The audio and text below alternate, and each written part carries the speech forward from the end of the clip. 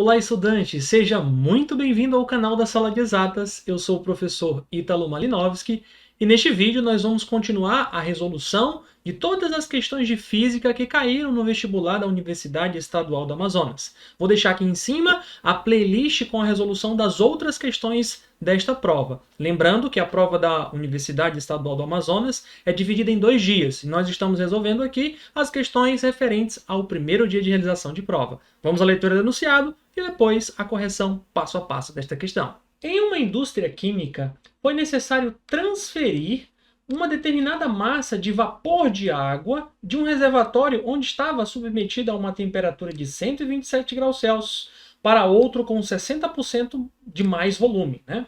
No reservatório inicial, o vapor estava sob pressão de 4 atm e no novo, no final, ficou submetido a uma pressão de 3 atm.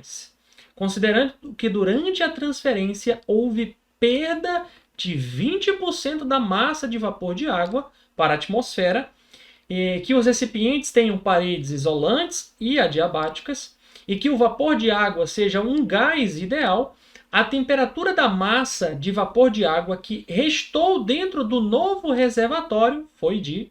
Essa é uma questão bem clássica dentro do assunto gases. Na física, nós estudamos as transformações gasosas, que são alterações nas variáveis de estado de um gás. Lembrando da equação de Clapeyron, a pressão que um gás está submetido vezes o volume, isso tem que ser igual ao número de mols daquele gás, vezes a constante universal dos gases, R, vezes a temperatura absoluta deste gás. Aqui não é a temperatura em qualquer escala, é numa escala específica, que é a escala Kelvin. Agora note, se eu isolar a constante R neste problema, nós chegamos exatamente nessa relação que está aqui.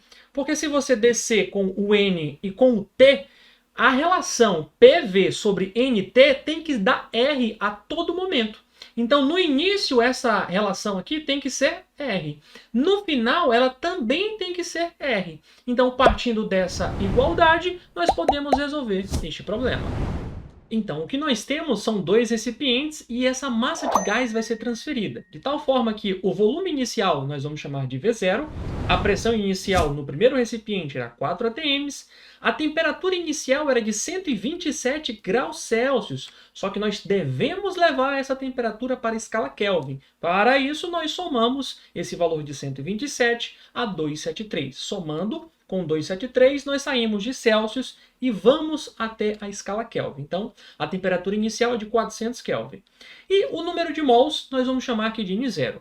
Ao ter transferido essa massa gasosa para um novo recipiente que tem 60% de volume a mais, ou seja, ele tinha o volume V0 mais 60% desse valor V0. Então, o volume final vai ser 1,6 V0. 1,6 do volume inicial. A pressão final é uma pressão de 3 atm, a temperatura final nós vamos encontrar, e ele fala durante o processo que foi perdida uma massa de vapor de água equivalente, né, a 20%. Então houve uma redução de 20% de massa ali dentro. Então o número de mols final vai ser só 80%, que é o que sobra. Então sobra esses 80% para o número de mols. De posse de todos esses valores, agora nós vamos substituí-los na expressão.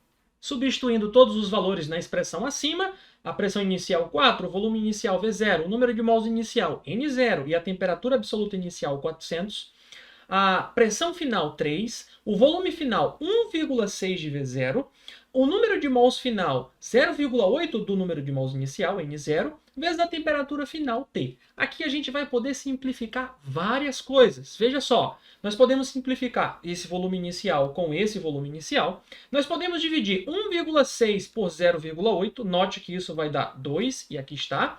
Nós também podemos simplificar esse N0 com esse N0. Agora vamos destacar só o que sobrou, então, depois de simplificarmos tudo isso. Sobrou 4 aqui em cima e 400 aqui embaixo. Do outro lado da igualdade sobrou 3, que aqui está, e sobrou 2 ali em cima. Falta aqui ele, repetir. E aqui embaixo, claro, sobrou a temperatura final, que é o que nós queremos encontrar. Agora note, quando nós multiplicamos meio pelos extremos, nós vamos encontrar essa temperatura final de 600 kelvins. E nós temos esse valor, né, 600 para marcar. Mas note a pegadinha. Ele não quer saber a temperatura na escala absoluta Kelvin, ele quer saber a temperatura na escala Celsius. Então 600 não vai ser a nossa resposta. Para isso, nós devemos transformar essa temperatura de 600 Kelvin para a temperatura na escala Celsius. Para isso, nós vamos fazer o processo oposto ao que nós fizemos no início dessa questão. Aqui lembra que a gente tinha somado com 273 para sair de Celsius e chegar em Kelvin? Então, para voltar, a gente vai subtrair de 273 para sair de Kelvin e chegar em Celsius. Então, fazendo essa operação, 600 menos 273, nós encontramos 327, né? Ou seja, 327 graus Celsius. E letra C seria a nossa resposta para esse problema. E você, gostou desse vídeo? Se gostou, já sabe, né? Deixa aqui o seu like, compartilha ele com seus amigos e se inscreva no canal. Se for interessante também, ative o sininho, que aí você vai sempre receber notificação assim que sair vídeo novo no canal. Fique com Deus e até a nossa próxima questão, se Deus quiser.